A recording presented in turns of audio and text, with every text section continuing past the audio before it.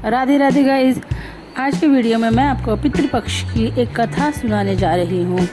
आपको पितृपक्ष में इस कथा का श्रवण ज़रूर करना चाहिए। इससे आपके जो पितृ होते हैं उनकी कृपा आपको प्राप्त होगी।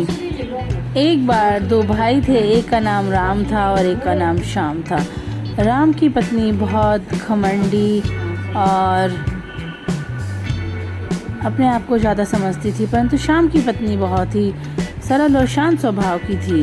तब राम की पत्नी ने अपने पति से कहा कि लोग बातें बनाएंगे, हमें श्राद्ध पक्ष में अपने पितरों का श्राद्ध निकालना चाहिए और हमें अपने सगे संबंधियों को भी भोजन पर आमंत्रित करना चाहिए। परंतु राम बार बार मना कर रहा था। फिर राम की पत्नी ने कहा कि मुझे कोई परेशानी नहीं होगी, मैं श्याम भाई सा है उनकी पत्नी को बुला लूँगी, वह मेरा सारा काम करा देंगी। और उसके मन में यह भी था कि वह अपने पियर पक्ष के सभी लोगों को भी भोजन करा देगी। फिर दूसरे दिन उसके बुलाए अनुसार श्याम की पत्नी आ गई। दोनों ने मिलकर खूब अच्छा भोजन मिष्ठान वगैरह सब बना लिए। और जो राम की पत्नी थी उसने अपने पियर वालों को आमंत्रित कर लिया और वह उनमें ही लगी रही और उसने श्राद्ध भी नहीं निकाला, ना ही ब्राह्मणों को भोजन कराया। फिर जो श्याम की पत्नी थी वह भी काम पूरा करके बिना कुछ खाए पिए ही खुद के घर चली गई और उसने पितरों के नाम पर एक जो जलाई और हाथ जोड़कर प्रार्थना की, क्योंकि वह बहुत गरीब थी, उसके पास खाने के लिए कुछ नहीं था। वह तो भोजन भी कम ही जुटा पाती थी, इसलिए उसने एक दिया जलाकर हाथ जोड़कर ही प्रार्थना की। और फिर जो पितृ हैं वो खाना खाने के लिए पहले राम के घर पहुंचते हैं तो देखते हैं कि उसके घर तो जो पियर पक्ष के लोग हैं वह खाने पर जुटे हुए होते हैं और उनको भोजन के लिए कुछ नहीं मिलता। फिर वे शाम के घर जाते हैं, तब वहाँ तो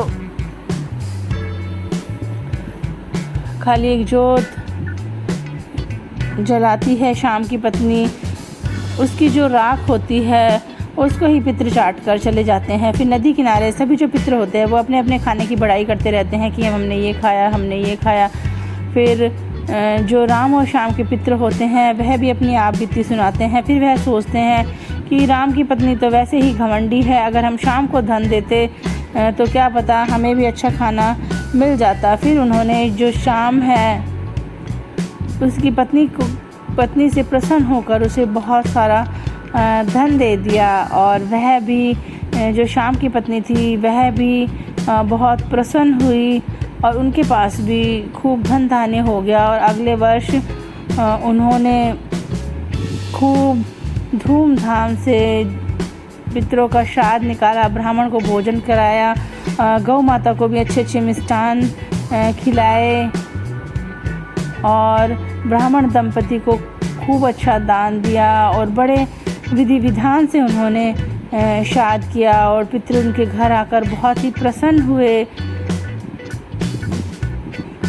और कहते हैं श्राद्ध जो पक्ष होते हैं उसमें हमें पितरों को भोजन कराना चाहिए, गौ माता को भी भोजन कराना चाहिए, गाय कुत्ते को रोटी खिलानी चाहिए।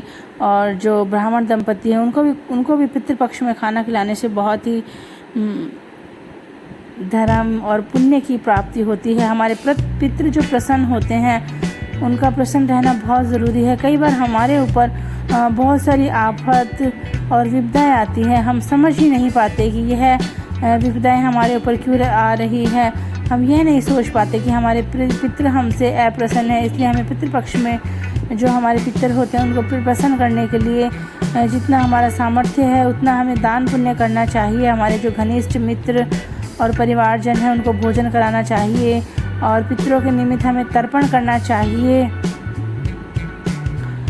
और हमें जो श्राद्ध पक्ष होता है उसके अंदर हमें हमारे आचार विचार भी शुद्ध रखने चाहिए और गौ माता को हमें रोटी खिलानी चाहिए और दक्षिण दिशा की ओर हमें हाथ जोड़कर रोज़ाना प्रार्थना करनी चाहिए, अपने पितरों को नमन करना चाहिए और संध्या के समय हमें जो हमारा मुख्य दरवाज़ा है उसके दक्षिण की ओर एक दीपक जलाना चाहिए जो कि पितरों के नाम का होता है। अगर पितर हमसे प्रसन्न रहते हैं तो हमारे सारे दुख, कष्ट, बाधाएं सभी दूर होते हैं और भगवान की विशेष कृपा हमारे ऊपर बनी रहती है। पितृपक्ष बहुत ही महत्वपूर्ण होते हैं। इसमें पितर हमारे आसपास ही आते हैं, इसलिए हमें जो उनका पसंद का भोजन होता है, जो उनके पसंद के मिष्ठान होते हैं वह ही बनाने चाहिए। जिस तिथि को जिनका श्राद्ध हो उनकी जो पसंदीदा चीज़ें हैं वही हमें बनानी चाहिए और ब्राह्मणों को खिलानी चाहिए।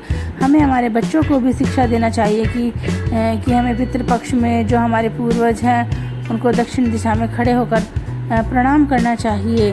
Thanks for watching. इसी तरह की वीडियो के लिए मेरे चैनल को लाइक, शेयर और सब्सक्राइब करें।